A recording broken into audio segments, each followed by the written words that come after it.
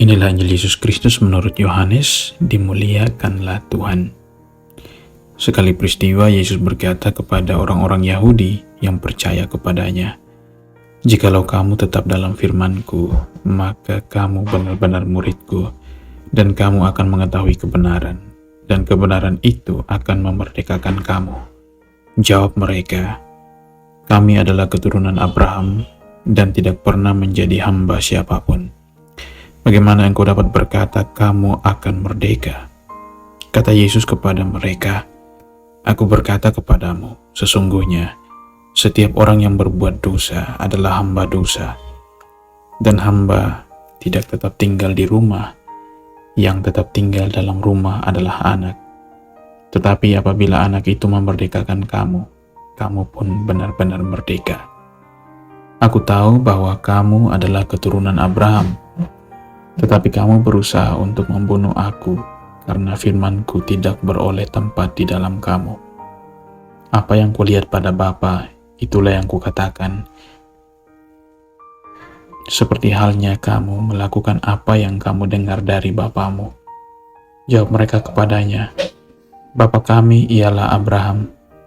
Kata Yesus kepada mereka, "Sekiranya kamu anak-anak Abraham, tentulah kamu mengerjakan pekerjaan yang dikerjakan oleh Abraham. Tetapi yang kamu kerjakan ialah berusaha membunuh aku.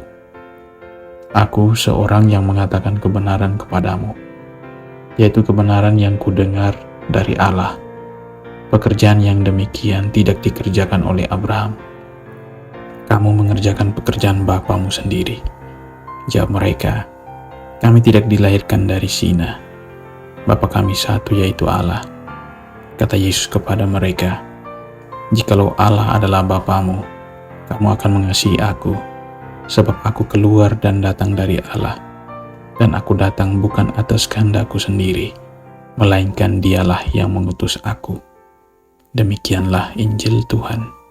Terpujilah Kristus.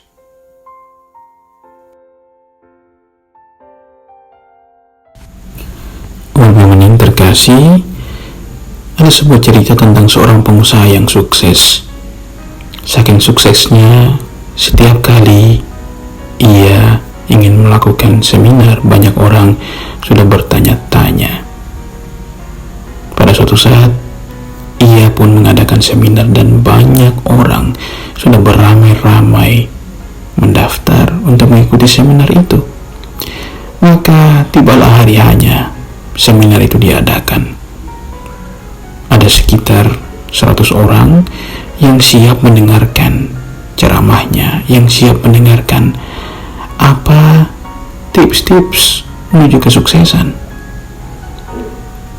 Dalam kerumunan itu tiba-tiba muncullah sang pengusaha yang hebat ini.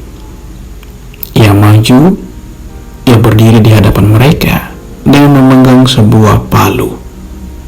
Lalu ia berkata, "Tolong ambilkan batu saya."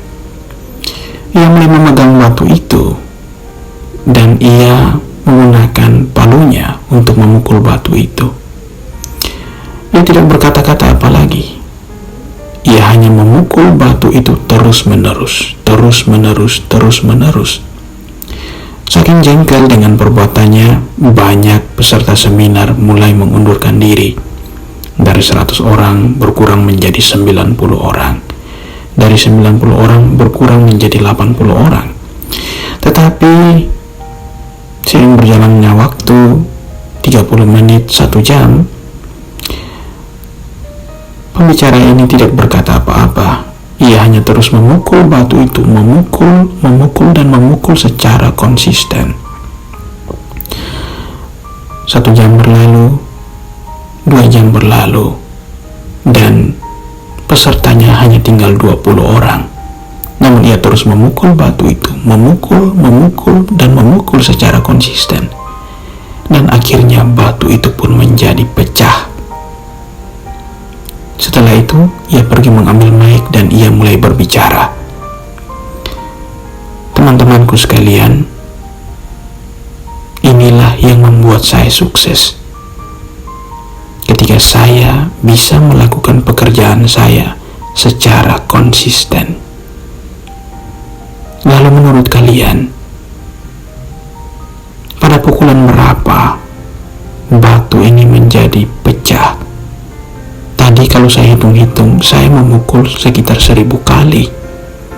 Menurut teman-teman, pada pukulan keberapa batu ini pecah? Lalu mereka mengangkat tangan dan menjawab, pada pukulan ke-1000. Jawab pengusaha ini, tidak. Batu ini pecah dari pukulan pertama hingga pukulan ke-1000. Nabi yang terkasih, inilah buah dari konsisten. Ketika orang bisa melakukan sesuatu secara konsisten dari awal hingga akhir, maka bisa membuahkan sesuatu. Ada begitu banyak orang dalam hidup ini yang konsisten untuk membentuk pola hidupnya, pola makannya, pola pikirnya, maka mereka pun menjadi orang-orang yang baik. Orang-orang yang disiplin biasanya adalah orang-orang yang konsisten. Orang-orang yang hidup teratur biasanya adalah orang-orang yang konsisten. Maka konsisten menjadi penting bagi kita agar kita pun bisa membuahkan sesuatu. Dalam Injil yang kita dengarkan pada hari ini, Yesus juga mengajarkan kita tentang konsisten. Ia berkata, "Jikalau kamu tetap dalam firman-Ku, maka kamu benar-benar murid-Ku, dan kamu akan mengetahui kebenaran, dan kebenaran itu akan memerdekakan kamu." Maka siapa saja yang tetap tinggal di dalam Yesus, yang konsisten dengan imannya akan Yesus, maka ia pun akan tetap tinggal di dalamnya, akan terus memperoleh kebenaran darinya. Seringkali dalam hidup kita hanya semangat di awal, bukan? Semangat untuk beriman pada Yesus ketika menerima komuni pertama, atau semangat untuk mengandalkan Yesus dalam hidup ini ketika menerima sakramen perkawinan atau menerima sakramen tabisan dan lain sebagainya. Tetapi dalam perjalanan waktu kita tetap saja tidak konsisten. Bisa jadi dalam masa puasa dan pantang ini kita juga tidak konsisten, bukan? Maka kita bisa belajar dari Injil hari ini bahwa konsisten dalam mengandalkan Tuhan sebagai penolong di dalam hidup kita adalah kunci dalam beriman. Mari umat beriman yang terkasih, kita belajar dan kita berusaha untuk terus konsisten dengan iman yang kita miliki. Jika kita mendapatkan masalah dan kita berusaha untuk konsisten menghadapinya, maju terus, pantang mundur, yakinlah Tuhan pun akan menunjukkan jalannya kepada kita. Mari kita sama-sama belajar untuk berkonsisten. Tuhan Yesus memberkati kita. Amin. Marilah berdoa. Bapa kami di dalam surga, terima kasih untuk cinta, rahmat, rezeki, berkat yang Engkau berikan kepada kami. Bantulah kami ya Tuhan, semoga di hari ini kami juga dapat konsisten untuk mengimani Dikau dan berbagi kebaikan kepada sesama kami. Terpujilah nama-Mu kini dan sepanjang masa. Amin. Semoga kita sekalian diberkati oleh Allah yang Maha Kuasa, Bapa, Putra, dan Roh Kudus. Amin. Selamat pagi, selamat bekerja, dan sampai jumpa.